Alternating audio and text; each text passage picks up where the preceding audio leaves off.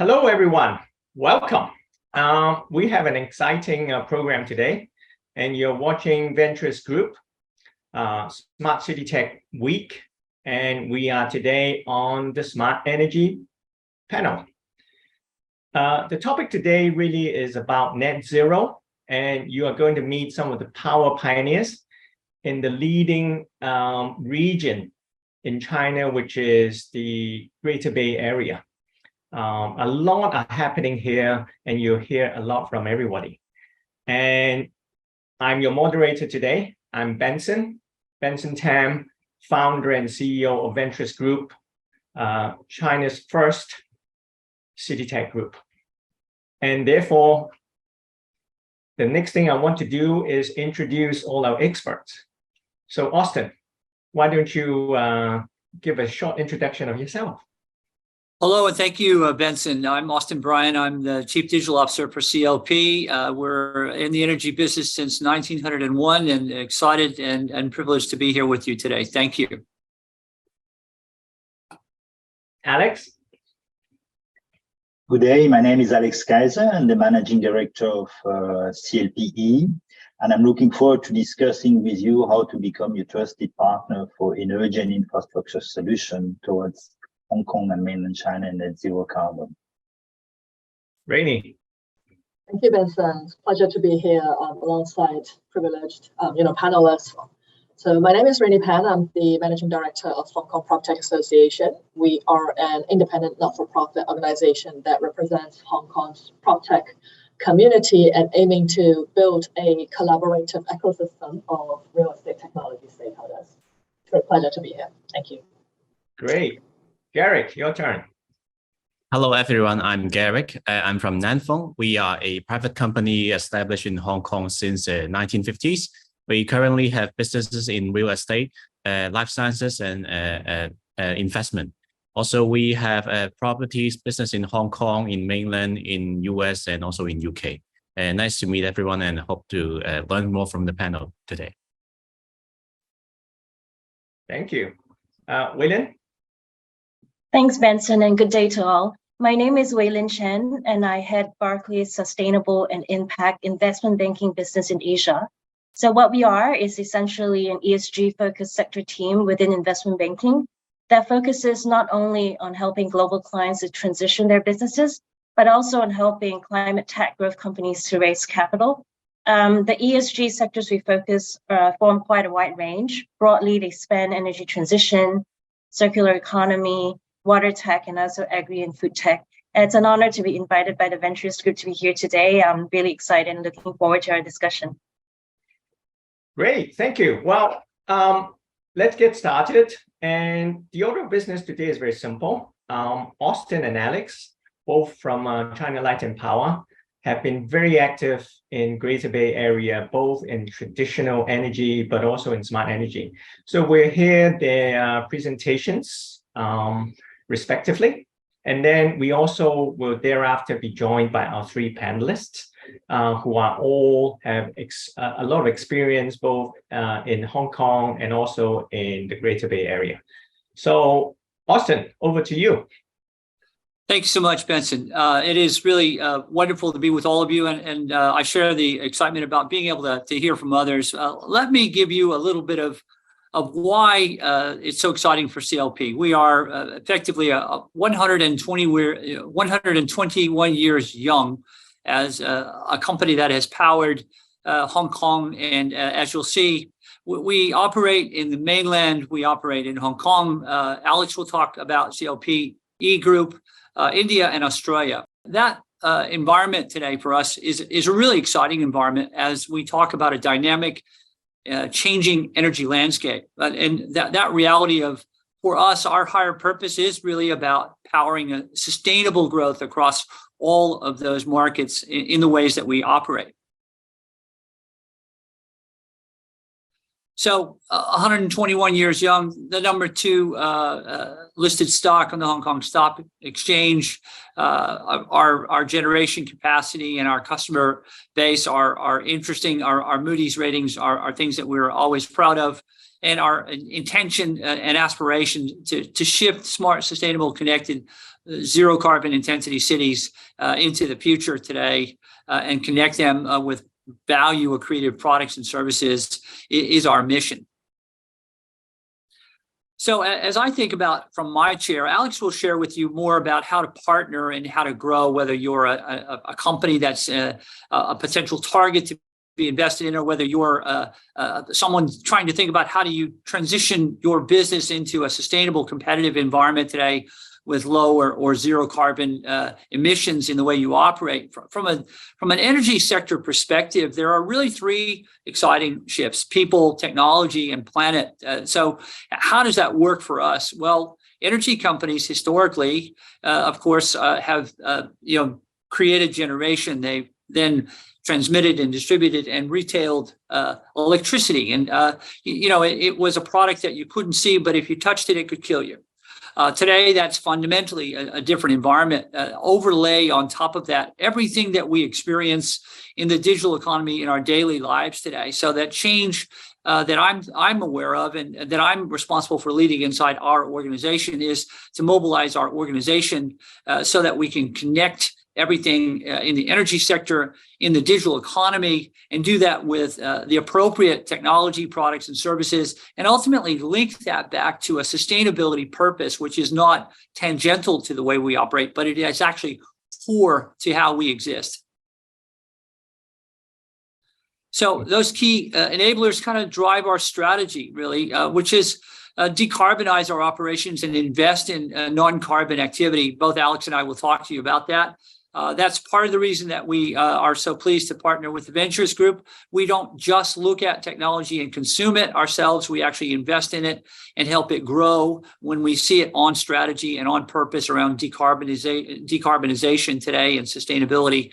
Our growth in the energy transition is really focused around digitizing things in society that help give visibility and transparency to energy consumption and CO2 emissions, and also the exciting challenge of electrifying certain segments of the economy that frankly are not yet electrified. And then for the competitive pressures of the energy sector, you must transform to what we call the utility of the future, which is effectively fusing engineering DNA with digital DNA and fast-moving products and services that come in to do that job. So as I alluded to before, the traditional energy environment was one which was generation, transmission, and distribution. The exciting landscape is not dissimilar to what we experienced over the past 20 years with mobile telecommunications, digital media content. The array of services that Alex and others have now available to them are digitally driven. They're largely asset light, not all, but many. And so if you look at the areas that are of opportunity, if you think about data centers, for example, we know that the world's energy consumption today is growing exponentially because of digitalization. Data centers account for 23% of the world's energy consumption in 2023. So a growing area of consumption, an area that requires acute focus for sustainability and also energy efficiency, optimization, even in the way that they perform. Again, Alex can share some things in that space. Energy as a service, as we've all gone through software as a service, infrastructure as a service, platform as a service. Today, the exciting world now sees energy as a service. Of course, renewable assets that generate today, and then storage that support the different nature of renewable asset generation. Again, exciting areas of opportunity are EV charging infrastructure and the change out from internal combustion engines to EV. Buildings are in a place like Hong Kong, 90% of the energy consumption and 60% of the CO2 emissions.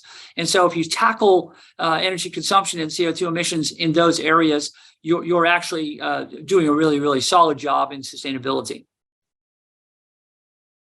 So as I think about it, really, these are the things that have to ensure that I'm serving the businesses that are growing in our company, such as Alex's and others. Our goal, frankly, is to think about the technology changes that are affecting society today, the way that we live, work, and play, outside of the energy sector and ensure that we are bringing those systematically into the way that we operate our business in a more fundamentally digital economy that's driven by decarbonization.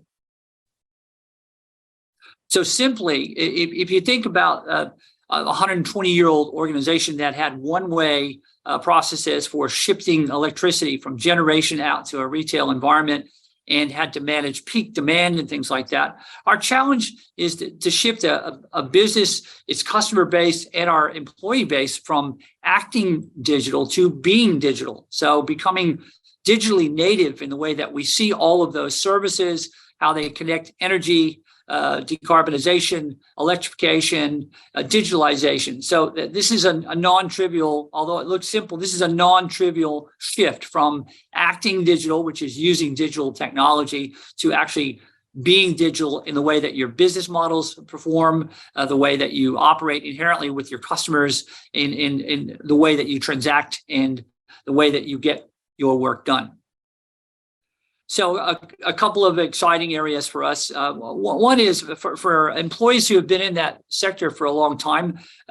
It's a growth industry for knowledge and for sustainability of employment. If you look at the key challenges that we're talking about here, how do you accelerate decarbonization? By the fundamental shift and the implementation of infrastructure supporting EVs. Hong Kong, as an example, of course, is one of the fastest growing environments for adoption of electric vehicles in the Greater Bay. Again, such an exciting prospect, 60 to 80 million people, the GDP of the 12th largest economy in the world if we were to contemplate it as a standalone environment, and major consumers and adopters of technology, and a real strong demand for that infrastructure. We're doing those kinds of projects across the Greater Bay. Alex will talk to some of those again. The ability underpinned in this digital economy is something I want to talk a little bit about, which is today's digital economy is underpinned by telecommunications infrastructure, 4G, 5G, and also now what we call cyber infrastructure, because all of that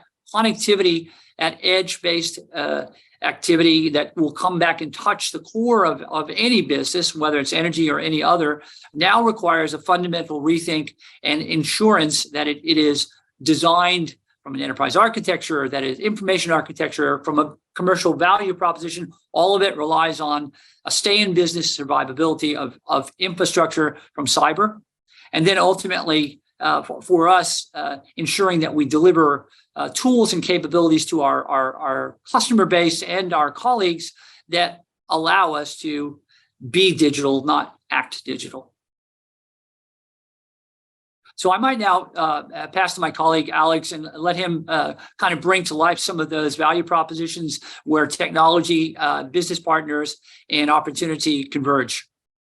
Good day, everybody, and thank you, Austin, for your presentation. I'm looking forward to discussing with you, as your trusted partner in energy and infrastructure solutions, we can empower the sustainable development of all the cities in the Greater Bay Area. CLPe decarbonization commitment is crystal clear. Our mission is to provide sustainable energy solutions to create value for all the stakeholders where we are living. It is not a new mission for CLPe. In 2007, CLPe has been the first headquarter power company in Asia to set decarbonization targets. In the last years, up to 2019, we have been able to reduce our greenhouse gas emissions intensity by 25%. What is now very important is what are the public objectives that we have set for ourselves in order to show example and enable Hong Kong to decarbonize. By 2030, we want to reduce by an incremental 52% our carbon intensity. By 2040, we want the total reduction to reach 84%. And by 2050, we want to be net zero. It's quite obvious, like when we run a marathon, it's very important to start day one the efforts, because greenhouse gas emissions is an inventory issue for our planet. The obvious question is, of course, how to deliver. And for this, we have a three-step approach to this. First step, we want to use clean energy source. For that, for the power sector, we have decided to phase out coal at the latest by 2040. We're using gas as a transition fuel in brand new combined cycle plant in order to have high efficiency. We have increased our renewable generation, onshore, offshore wind and solar, both in Hong Kong and in the Greater Bay Area. Where we still have some uncertainty linked to technology in order to reach net zero carbon is what the next step. For this, we are working in parallel for two steps. First, increasing the renewable generation and nuclear from mainland China with import. And as renewable cannot firm energy, building large batteries and or using green hydrogen in our same combined cycle plant instead of gas. And we are currently testing that in both Australia and Hong Kong. While energy being produced is greener, we want to use the same energy to electrify the economy. And that start and mostly for mobility, but also for building, where we can replace different fuel by electricity, like, for example, in heat pump. And in parallel of that, as mentioned by Austin, as most of the electricity is being used in buildings, is working on the economy and specifically on the building in order to have a higher efficiency, which is so important for the short term. If we do it right by having net zero power and transportation of electrification, we will reach 85% reduction of the greenhouse gas emissions. And as importantly for the short term, working on the building energy efficiency, which have the highest impact for electricity usage. Now, why CLPe? CLPe is a 120 years old company. CLPe was created in 1985, first as a contracting company, wholly owned by CLP. We have more than 600 professionals, mostly engineers and technicians, working in Hong Kong and the Greater Bay Area, with a clear mission to empower Hong Kong and mainland China toward its net zero carbon objective, respectively 2050 and 2060. And for this, we have one model: be your trusted partner. For which sectors? In fact, for the three, because net zero is net zero for the whole society. So we've built different businesses for cities with urban and industrial energy infrastructures, power, heating and cooling, e-mobility, data centers in Hong Kong and GBA. For the commercial industrial clients and the energy infrastructure, we offer comprehensive building energy management and e-mobility. And finally, for the home, and this solely in Hong Kong, we've built an e-commerce platform with the e-commerce objective to deliver products and services which are also with higher efficiency, thanks to our new label, Cost and Performance, in order to improve efficiency of air conditioner, refrigerator, and washing machine, for example. If I now turn to our solutions for both cities and CNI, I will describe two things. First, what do we offer? And second, under which model? If I start with cities for infrastructure, we are basically focusing on all the big electricity and energy consumers and heating and cooling network for parks, for data centers, and for large building, and the build, operate, and transfer model in order to have a full partnership with urban and industrial parks. For the electrification of the transportation, we have two partnerships, one with Hong Kong Telecom in Hong Kong for the company Smart Charge, and another one for the Greater Bay Area with TEL, which is the #1 in mainland China with a 25% market share, starting with Shenzhen, Dongguan, and Zhuhai, with the objective to basically go through the whole GBA activity. In e-transportation, we can do it all of what can be done today, from planning and design, building, operating, platform, charging as a service. We are working with TEL today also to basically bundle today the power sectors with the mobility, with the vehicle to grid, and make a bigger value of these mobile batteries. For the building energy management, we are focusing on the energy as a service, as mentioned by Austin.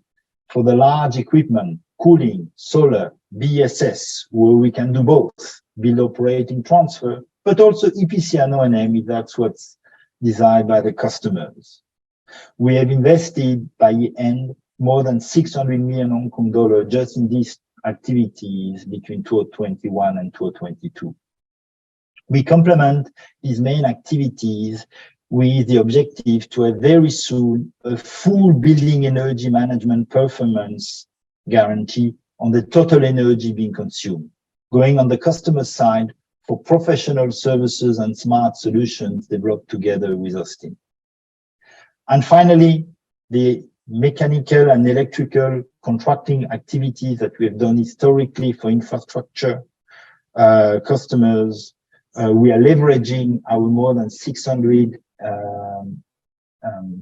employees and with more than 35 years of experience in these sectors for all the new activities that we have launched. Our customers, I'm not going to go through the description of all the verticals that we have here, but two facts which are very important for me, and that's about partnership and trust. Our historical customers in contracting, the airport, MTR Railway, are following us in building energy management and e-mobility. That means that what we've done in one type of activity, we have transferred this trust for the new type. Second, our build, operating, transfer model, where we build long-term partnership up to 25 years, have appeal for very high brand quality customers. For data center, HSBC. For building owners, Link. For public facilities infrastructure owners, Ectel and MTR Property. Industry owners, Unilever and Bridgestone. So basically today, our critical path is not the market. Our critical path is to get our talent joining us at the speed needed in order to be able to develop our business model. I will go through a few case studies very briefly. Charging as a service is basically being developed by us for a little bit more than 5 years. Energy of the service has been developed for a little bit more than 3 years in both Hong Kong and GBA. So it's relatively new to this part of the world. What is interesting is that our customers are wishing most of the time a comprehensive offer. Airport, MTR, Link, we're discussing about doing it all for them. Our business model is with full alignment, where we do design, build, operate, financing, with guaranteed performance over the lifetime of the assets on CapEx, OpEx, and efficiency to a full alignment. We build a network of equipment, contractor, and smart solution partners, including, of course, Venturous Group, with who we are today. And we are developing in-house full design, project management, operation, and the digital team that Austin is leading in order to have core activities managed directly by us. Going briefly through some of these activities, solar as a service in Hong Kong, we have invested more than 100 million Hong Kong dollars in the last 3 years just for that. And we've put into operation our first project in Shenzhen with MTR. Charging as a service, just in Hong Kong, 350 million Hong Kong dollar invested. And with TEL partnership, we will accelerate our GBA entrance that has just started this year. Cooling as a service is very important, especially in this part of the world. In the last 2 years, we will have invested more than 500 million Hong Kong dollars just in these activities. And finally, smart solutions. We're developing basically two types of activities. First, as we will have a lot of these distributed assets in Hong Kong and GBA, it is very important to complete our platform for asset monitoring and for operation, solar, battery, cooling. By mid next year, we will have all built in order to have all our assets connected to same platform located in Hong Kong and Shenzhen, which enable us to have a higher productivity. Second, we're building energy management in building now, looking at where space is being used, focusing not only on HVAC and lighting, but on the full energy being consumed in order to enable through smart solutions and technical services to guarantee performance. So if I conclude, our mission is clear. We want to be your trusted partner in energy and infrastructure solution to empower Hong Kong and mainland China toward the net zero carbon. We act now and focus on 85% of the greenhouse gas emissions now with power, e-mobility, building. We recognize that it's a long-term path to reach net zero carbon. So we look for long-term partnership where we develop, build, operate, finance, and guarantee performance over the lifetime of the assets. So we want to be your partner. Thank you. Wow. Lots to digest. And thank you to our two presenters, Austin and Alex from CLP.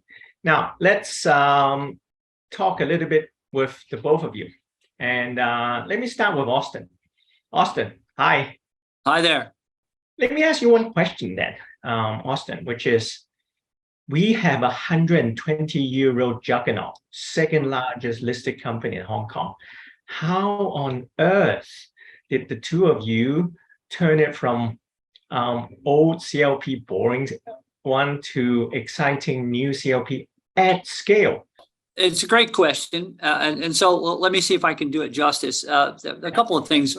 First of all, large incumbent organizations do not feel an urgent need to survive or transform. That they and let me be direct, most employees in a large organization of this size and scale don't worry about whether they're going to make payroll or the average recurring revenue or the cash burn. They accept that they will get paid at the end of the month, whether things are successful or not. So the first thing I would suggest to you is creating a sense of urgency in an organization that may not feel as urgent.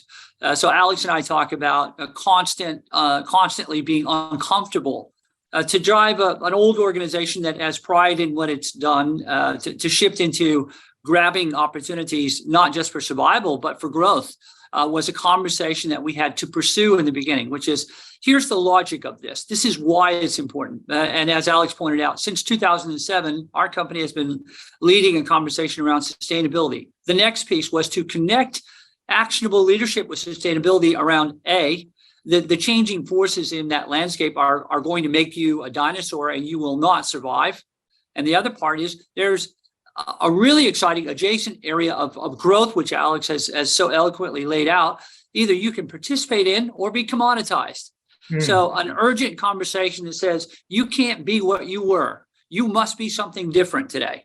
And then once you've got that awareness, then the question is, how do you chart that path? And like a startup, we have looked at opportunities that had the quickest growth rate, the earliest adoption, the least complexity to enter. And then we look at what we bring to the party with partners and what we need to build as capability. So, of course, we bring brand, audience, and reach, and we bring a pedigree of electrical engineering. But for startups that do things that we never could, we could actually fuse those two together, which is what we have done, which is find companies that solve some of those intractable problems and infuse that with our core DNA. They learn, we learn, and the value propositions that Alex has articulated, we then create. Where the challenge has been is understanding that that's much more dynamic than the old energy sector. I mean, so to summarize, what I heard is do or die and let everybody decide. And there's nothing in between, so to speak. And to your point about the external and the internal, it's very interesting. I mean, the vision I now have is the two of you setting sail on, just like Christopher Columbus, to the new world. And you are hiring a crew who choose to believe, but also outside. I love your word about digital ecosystem, because that's exactly what we feel as well. And it covers so much. It's the market, it's the partners, it's the people who believe, it's people who explore, and, you know, to quote another CEO who says, go fast and break something. So tell us a little bit about the digital ecosystem that you're building outside of CLP in GBA. Thank you. So a couple of things. You're absolutely right. I'm not an engineer, so I apologize to all those who are. I come out of the digital media and telecommunications sector over the past 20 years, and the ecosystem conversation for the energy sector is exactly what we experienced in that environment. So you must understand you cannot do all things and be end-to-end in a customer experience. So you must partner, first of all. You must understand what you're looking for and how you can partner and what you bring in that environment, in that ecosystem, as you described so well. And for us, when we look at things like building energy management or other things, bringing in data scientists into our organization was part of it, but actually also understanding how AI-driven, ML-driven, software-intensive, asset-light companies can partner with us, and then figuring out how to find common partner opportunities that are commercial and technical and value accretive for customers is that ecosystem, constantly changing that. And so as Alex's business represents, we have many partners in that ecosystem. What we did in the beginning was filter on a global basis. So we have scouting, scanning, and investment arms in Silicon Valley, in Israel, in China, in Hong Kong, and also in Australia. Those filtered over the last 5.5 years over 6,000 companies. We've invested in 21 of those, either directly or indirectly, and in fact, deployed many technologies. And so the point for us was, A, those partners can learn something from our engineering expertise, and we can learn something from the digital DNA that they fuse. And if we're going to grow together, it makes sense for us to be a strategic partner, not just a consumer of a product or a passive investor. Well, thank you, Austin. So Alex, I'll turn to you. Tell us about the specific projects you're working on in GBA within CLPe. So we're working basically on three types of activities. As said previously, 85% of the greenhouse gas emissions are linked to power, linked to building, and linked to e-mobility. So basically, we focus on where the challenges are by finding the right solutions. So I would say three types of major activities. First, urban and industrial park, focusing mainly on green power network and on district heating and cooling. Second, building energy management, having a full comprehensive solution for net zero for these buildings. And that includes, of course, for the energy management within the building, but also for bringing green renewable power to these buildings. Mm-hmm. And third, on e-mobility, using this net zero electricity for e-mobility for road transportation. So the activities are quite clear, and as said by Austin previously, what's very important is to find the right network of ecosystem players with us in order to be able to offer comprehensive solutions. Great. So what can cities and corporations like yourself do to support the mainland China's vision of net zero carbon objective by 2060? It's quite clear that today it is not only the state, but also the corporation and the people which enable the decision to be made in order to have decarbonization. So what I would advocate is to answer to three main questions, and that's exactly the same question that CLP had to work on as a corporation. The first one is to establish clear greenhouse gas emissions and make them public, so that by having such commitment, we can then build a path. The second is clarify what your decision process is, not only for operation and investment, but for decarbonization. And for this, as we can work in a lot of field, having an internal carbon price, CO2 price, in order to be able to compare the different solutions, and as technology moves to take the most efficient from a capitalistic standpoint decision, enable this path to be smooth. And third is to choose well your business model. We cannot do it all. We need to have partners. And for that, you need to choose well how you want to work with the different players in the ecosystem in order to help you build this net zero carbon path. Very interesting. Well, let's move on to Rainie. Thank you, Alex. So Rainie, as head of the Hong Kong PropTech Association, what do you think are the biggest hurdles for all the property owners to start adopting smart energy? Well, that's a great question. I think that's been $1 million question for a lot of people, actually, because we do talk to a lot of startups and property owners. So I guess the key hurdle to adoption of PropTech is exactly as Austin mentioned earlier, is that, you know, a major element of it is to create or prove the business case for change and prove the sense of urgency. A lot of the traditional property players are cash cows to a certain extent, and proving the economic value or even the ROI from doing something new is often very hard to prove. But on that note, I think, you know, to be very honest, compared to most PropTech verticals, energy efficiency solutions or smart energy solution is probably among the best in terms of making its chance to senior executives or even the boardroom, given there are considerable external tailwinds, you know, from the listing rules, ESG disclosure requirements, which ultimately would affect a company's stock price or its PR image. So in the oil, I think, again, the biggest hurdle is probably the mindset and, you know, the innovative mindset. I think currently, as Alex and Austin point out, that you need to move forward, or as Benson, you mentioned yourself, right? It's a do or die, but it's something very hard to actually make it the case to the boardroom or even change not only the mindset of the executives, but a lot of change management throughout the entire organization, because a lot of these organizations are huge. And if you're talking to, you know, a property management solution where it affects so many stakeholders, then innovation is definitely, you know, easier said than done. So kudos and lots of respect to both Austin and Agus of pushing that in CLP. I think there's no doubt to say it's a lot of effort to make that happen. Yeah. So on the same vein, Rainie, I'll ask you, which is, you know, Hong Kong has one of the most developed, I guess, buildings and real estate market in the world. And therefore, you know, I think, so why do you think the developers will take on these climate issues? And how, if you ask, what is the one point that you can make to make them switch over, so to speak? I think there's one particular point that I want to echo a lot. I think it's from Alex, correct me if otherwise.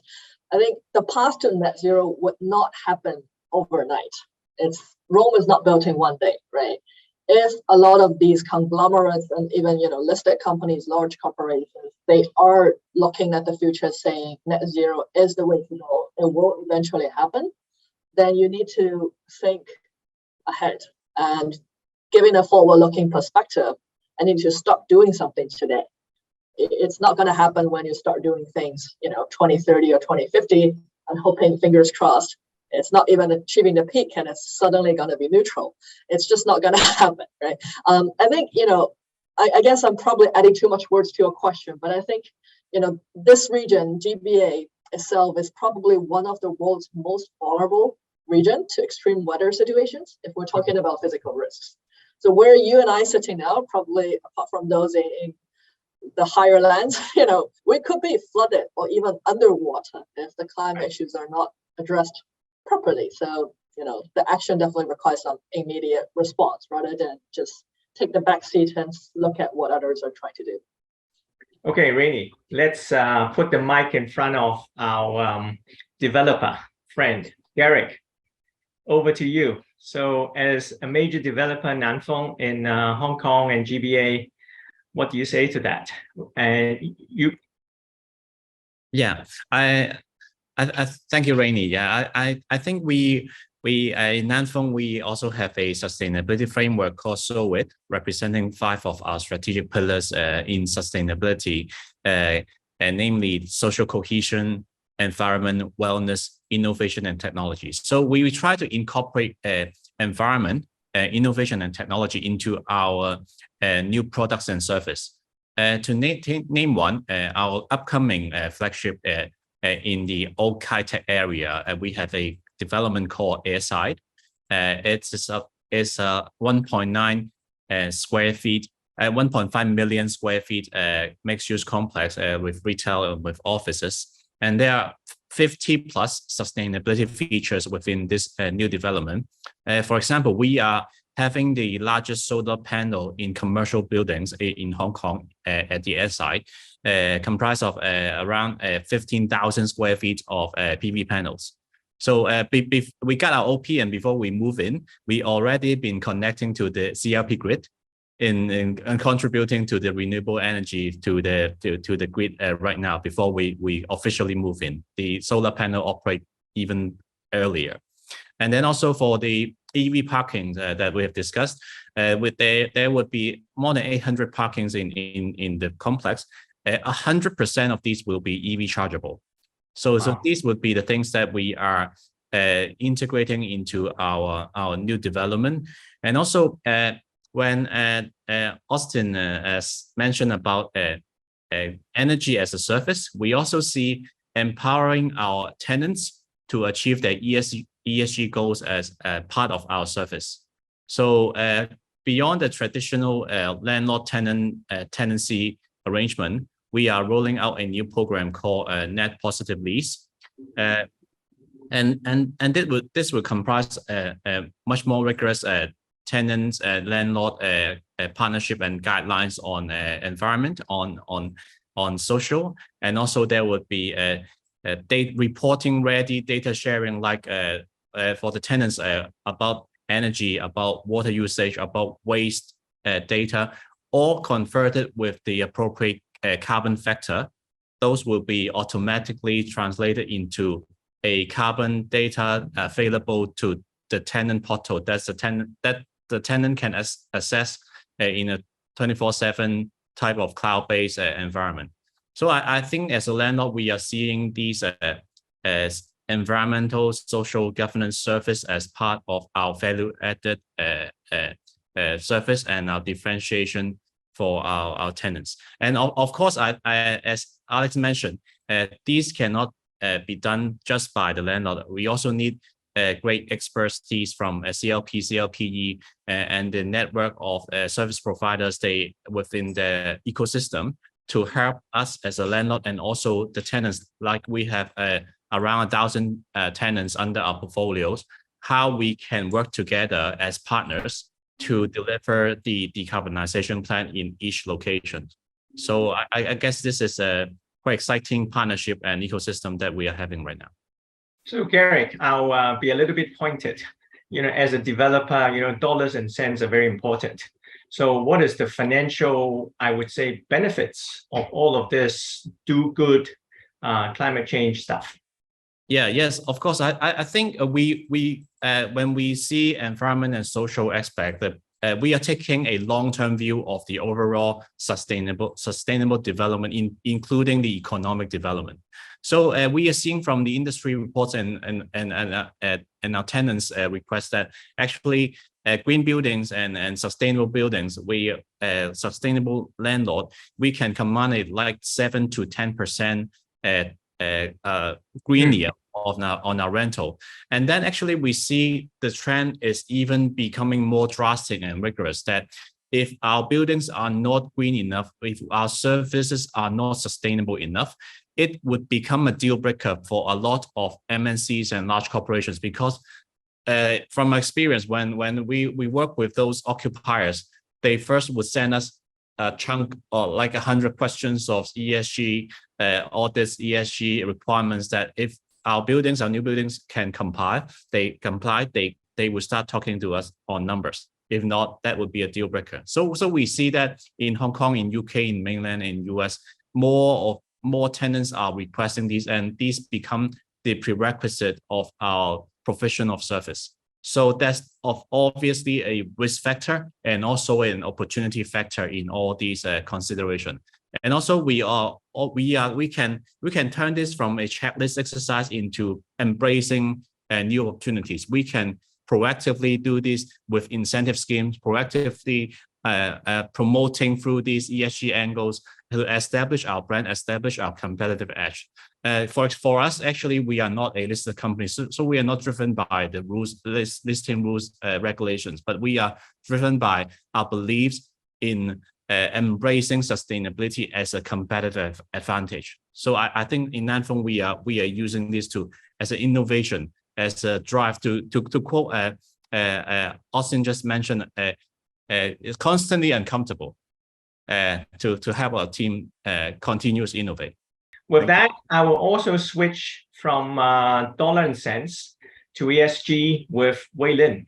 Wei Lynn, Barclays, green financing. How do you do green financing? It's a whole new area. Sure. So at Barclays, we have something called Sustainable Capital Markets. It's a team that focuses on helping clients, large corporates like CLP, like yourselves, to access the capital markets for fundraising in the sense of bond issuance. So we have so far green bonds and sustainability-linked bonds. I think green bonds, it's more related to use of proceeds. So the proceeds of your bonds have to be applied specifically to particular use. Sustainability-linked bonds has got to do with, the corporates themselves coming up with specific targets that they want to set and achieve during the term of the bond. And if they don't achieve those specific targets, then there will be upward adjustments in interest rates. So it's almost like a self-set target that the corporate seeks to achieve and strive to achieve, and then imposing a self-penalty almost on yourself if you don't achieve those targets. So those are the type of bonds that are sort of more prevalent in the market today. Obviously, people are also talking about transition bonds, and there are other products that are coming out in the market. We've facilitated a lot of these bonds. I think Asia is seeing a lot of activity. It's a very mature market. Obviously, this is a solution that's more suitable for mature and large corporates, mature clients, large caps clients of ours. For growth companies, we would have a very different solution. Great. I think that's probably the perfect segue for us to open this to all our panelists. And so I'll throw the first question out, and feel free, let's have a conversation amongst all of us. My first question is, the Hong Kong government just gave a new policy statement that talks about the Northern Metropolis and talks about the new tech park that is right across from the border from Shenzhen. Meanwhile, Shenzhen is probably one of the leading metropolises within Greater Bay Area that is leading the charge into smart energy. So what would you like to say about the Northern Metropolis, Hong Kong, but also GBA? What do you think are the most exciting things? I open to all of you. Austin, you're raring to go. Well, I was going to say Alex probably first, and I'll follow Alex if that's okay. Sure. Alex, what do you think? For us, I think the main value that we see into it is the ability to have a total net zero carbon parks, which I think is, when you do new build, the right opportunity in order to be the example of where Hong Kong and the Greater Bay Area should go. So that means renewable generation. That means also sharing, and that's very important. Sharing through common infrastructure, because cooling, for example, district cooling, sharing of infrastructure for mobility, because I think that's something very important. The value of the parks is to be able to bundle together players who would only look at their own interest and their own common wall. So the value of the park is to be able, by bundling everybody together, is to have scale to enable such investment to do, because we need to work to have scale, we need to work to have lower cost of capital, we need to work to have efficiency. And if we can do that, then we can get the net zero park to attract also then the companies to join this park and the talent to work on it. So it's about building the ecosystem by having park as an example of what should be done in the future by everybody. So let me follow that. Let me follow that now. So because I'm so excited with where you started. So Benson, you took us out first on ecosystems, and we've heard from Rainie and from Garrick and from Wei Lynn and from Alex. If you understand that framework today for growth for the Greater Bay and for all participants, an ecosystem logic also changes for us around an industrial park or a sector of economies where shared infrastructure has economic value for all participants, where you used to do it yourself. The other part of that, as you heard from Garrick, it's a value proposition, which is a competitive edge. If you want margin, you have to link authentic action around sustainability with demonstrable evidence for your end customer, whether that's a business or a consumer. And so for us, connecting that value proposition gets really, really exciting. It's commercial, it's sustainability, and it's practicality all together. Absolutely. I just want to, echo on Austin's energy on that note, because I think GBA by itself, the Greater Bay Area, is also well positioned to help spur China's green transition into both the finance perspective and the industrial perspective, exactly as the ecosystem says so, right? So within this region, we can actually leverage the rich financial resources we have, just as Wei Lynn mentioned, to support the development of these clean energy innovation, green finance, and sustainable practice in the region. So in my other capacity as a management consultant, we actually wrote a paper with World Economic Forum previously. In China, there's a total of $44 trillion Chinese yuan, so equivalent about $7 trillion US financing gap, all the way to reaching net zero by 2060. And how that financing is gonna work out is that in order to arrive at commercially viable decarbonizing technology solutions, you do need to bring up an ecosystem from the finance part, both public and private sectors, as well as the innovation side of the tech startups, and so on and so forth. And we're definitely well positioned as not only a test bed, but I think also a pioneering pilot and future role model for the rest of the country and even the rest of the world.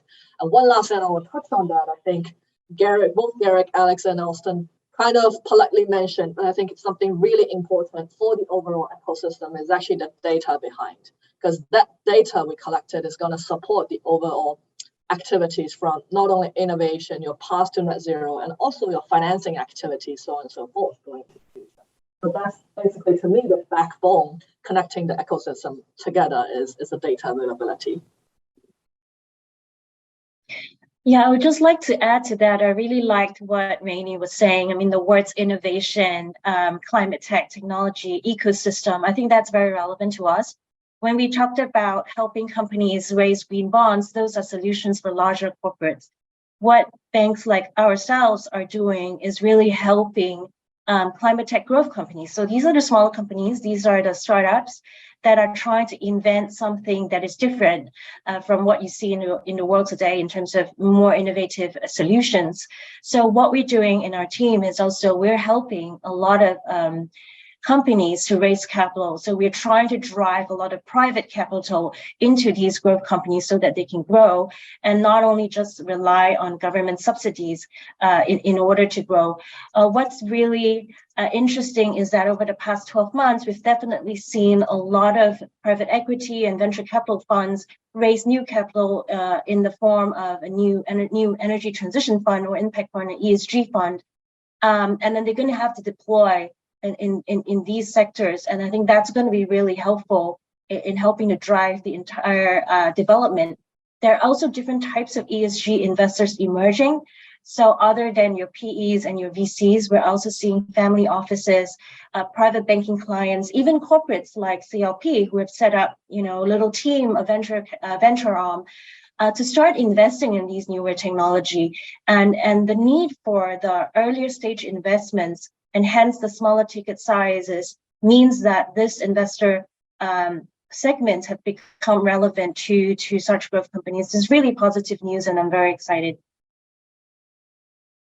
I just want to add a bit as a very hungry user of future tech, prop tech. I think whether there can be in-office microalgae that can absorb carbon or other AI that can help our building management system to be more effective. All these new technologies that we expect there would be a boom with ESG solution focused tech in coming years and decades, and then would help us as a landlord beyond CLP decarbonizing the grid and the energy source. We also continuously look into other environmental related and sustainability related issues that we are taking more on the operation of the business. So very hopeful and excited to hear more of those innovation down the road. Austin, this is directed at you. What do you look for disruptive, innovative software developer partners in your business? It's a great question. First of all, if the energy sector being disrupted in the way that other parts of the economy has been disrupted, we've spoken about this. So what are we looking for? Companies that have great teams, first of all, that their software does something that is unique and exceptional that we think is probably going to end up top right quadrant. When we work with them, we think the value of bringing our domain knowledge and our ability to deploy that technology in and amongst our assets or on top of them with our customers is going to be helpful for them. So we look again in that ecosystem way to think about how we jointly create something more powerful rather than just a customer-supplier relationship. Our knowledge and insight around data in electricity and their ability to develop really point-specific solutions that are AI-driven, ML and DL driven is something that's very important for us, and a marriage that works. Right. I think, to again echo everybody's what we said is that we talked about ecosystem, we talked about data, we talked about money. To be honest, it's always important. But I think all of these are needed to make the energy smart. I think that's what I find fascinating, that in order for us to get to that, what do you think, Austin? I do agree. I think fundamentally, for us, the energy sector is now part of the digital economy. And what we've heard throughout this whole conversation is that connectivity, as you rightly point out, there transparency, visibility, traceability, trackability of information and activity that frankly can drive down consumption, drive up awareness around CO2, shift systematically either businesses or large sectors of the economy into a more survivable path on sustainability today. So for us, those elements are no longer just pieces in a disparate puzzle. They all come together. And I think equally important, sustainability is a growth strategy for anybody out there. And it's, if you're an investor or you're a tech disruptor or whether you're a business that needs to survive, you are not relevant unless you actually can link all of your strategy to an underpinning authenticity around sustainability. Yeah, well, why don't we do this? Let's each leave a soundbite for our audience, and I'll start in reverse order. So Wei Lynn, you were the last, so why don't you give your one soundbite? If you only have one, sentence of wisdom to the audience, what is it? What do you think is the most important? I think the most important today is, given where we are in extraordinary times, with the market volatility that we're seeing, the energy crisis that's happening, I think what's important is that we stay the course and we don't backtrack and we continue to build on the good momentum that we've had in the past few years. Garrick, your word of wisdom, please.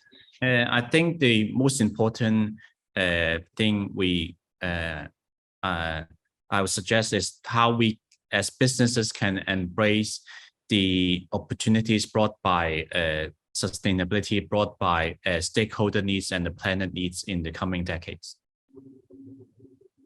Rainie.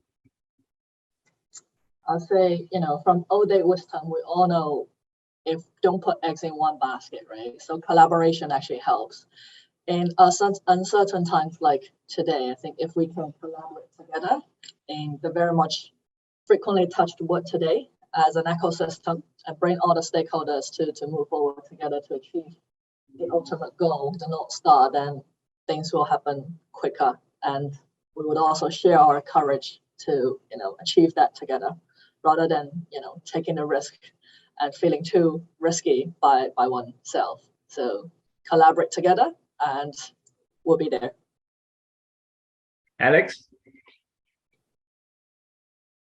I would say plan for the long term, but act now and act on what matters. 85% of greenhouse gas emissions is power, building, mobility.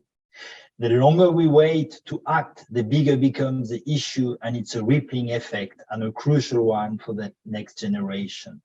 So it's decision to take now. And lastly, but not least, Austin, what's your one soundbite? Three things. Think differently, have a sense of urgency, and partner for growth.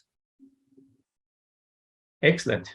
Well, here we are from inside of GBA, what we think is one of the leading areas for net zero. You just heard from our 5 power pioneers. So thank you to China Light and Power, Austin and Alex. There was a great presentation, so much to chew on. Thank you to Rainie, PropTech Association. Hong Kong is the leading property, market in the world. We got to lead in this energy thing. So likewise, Garrick, Nan Fung is the role model for all of us. We look forward to coming to see Airside in action. And finally, of course, money matters.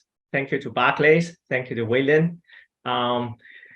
Let's get the dollar cents sorted out, and then we can all save the world. So thank you very much. And as I say, this is Venturous Group. You are watching the Smart City Tech Week. And today we have 5 power pioneers on smart energy. Thank you very much.